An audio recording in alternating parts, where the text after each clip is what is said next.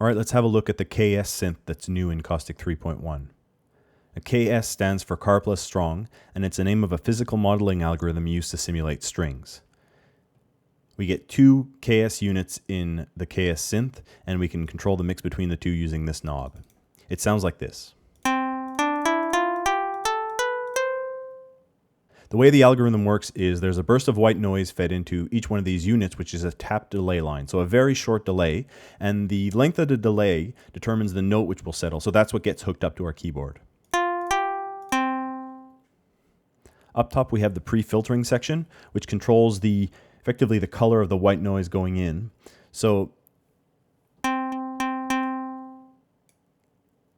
if we apply no pre-filtering, we get pure white noise as input, settling to our note, and we get a very harsh kind of initial tone. If we apply pre-filtering, we get a softer initial pluck.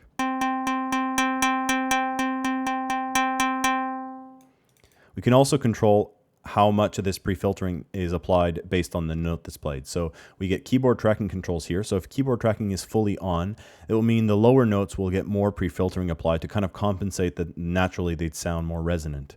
So if we apply a high note and we play a low note, they sound sort of like the same kind of string. If we didn't have any keyboard tracking, the low notes resonate a lot more.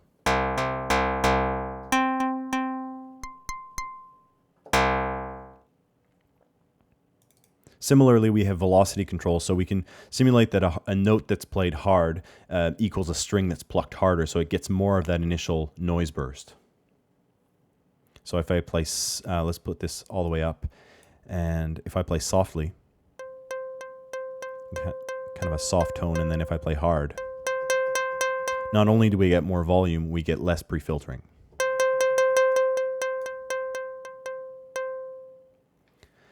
Now, the way the KSSynth works is not using a normal ADSR envelope. There's no notion of sustained notes in the KSSynth. Once the note is triggered, it decays naturally towards silence. So we get control over decay time, and that's it.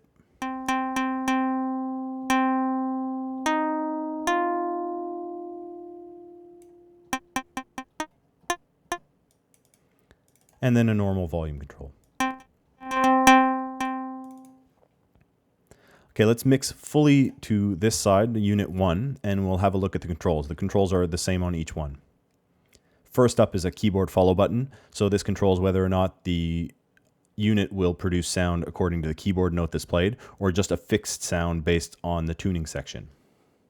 So if I play now with keyboard follow enabled, we follow notes, but if we disable that, it's always the same note, and that's now controlled by these.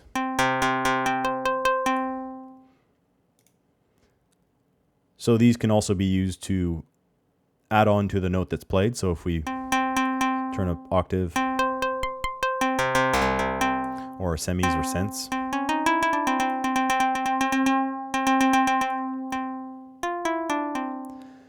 over here is damping controls. So this controls how the note gets kind of settled to a pure sine wave over time. If we put no damping, and let's say longer decay, we get a note that sounds very metallic throughout its life. If we put more damping, we get a note that gets a bit purer at the end of its life. Similarly to how we had keyboard tracking controls for the pre-filtering, we get keyboard tracking and velocity controls for damping. So we can have that the lower notes get more damping applied, and notes that are played hard have less damping applied to simulate a string that's plucked harder. So the way the unit sounds is kind of this metallic string.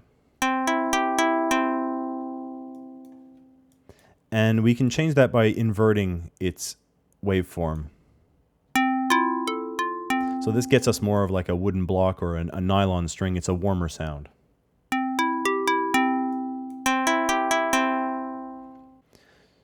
So you have the same controls on Unit 2, and you control the mix between the two using this knob. So if we set them sort of to the same value, and let's say tune this one up 1 octave.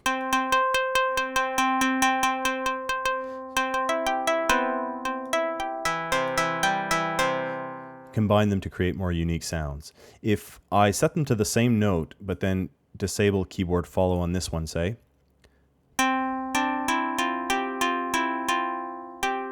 we get that droning effect. If you set them to the same note, but then just slightly detune them, you get a nice kind of shimmering double string.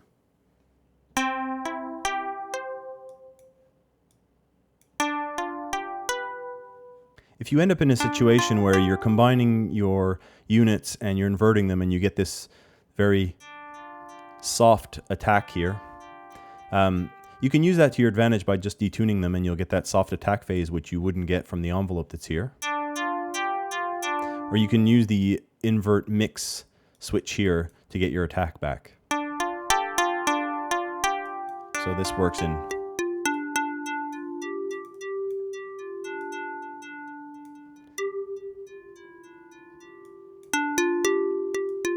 So you can use that to your advantage or to correct something that's sounding wrong with the units. That's pretty much all there is to this synth. There's a lot of combinations that can be created by combining the two units. And of course, once you've got your knobs the way you like, you can save this out as your own presets. Or start off with one of the many presets that come with it and have a look at what can be done.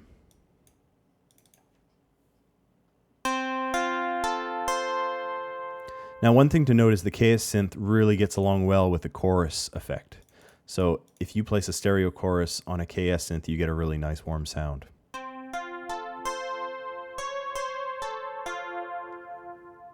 So those definitely go together, and same with a bit of reverb and delay.